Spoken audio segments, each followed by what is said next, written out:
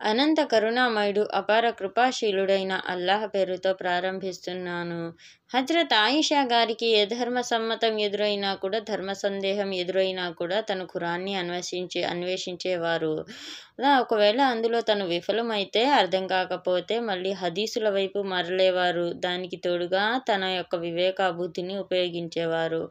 అయితే ఒక వ్యక్తి ఒకనాడు అరబ్బులు వారి యొక్క పండుగలో జంతువును జిబా చేస్తారు కదా, అది తినడం ధర్మసమ్మతమేనా అని ప్రశ్నిస్తాడు. అప్పుడు హజరత్ ఆయిషా గారు ప్రత్యేకంగా ఆ దినం కోసమే జిబా చేస్తే అది ధర్మసమ్మతం కాదు అని సమాధానం ఇస్తారు. దీని గురించి హజరత్ ఆయిషా గారు ఈ ఆయత్ నుండి, సూరా బకరాలో 173వ ఆయత్ నుండి ఈ విషయాన్ని తెలపడం జరుగుతుంది.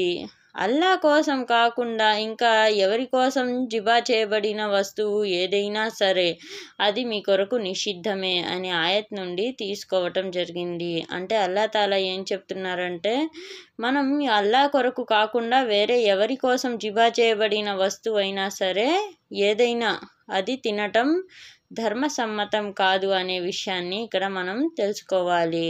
అల్లా మనకు వినే భాగ్యాన్నే కాకుండా ఆచరించే భాగ్యాన్ని ఇవ్వాలని కోరుతున్నాను. ఆమీన్.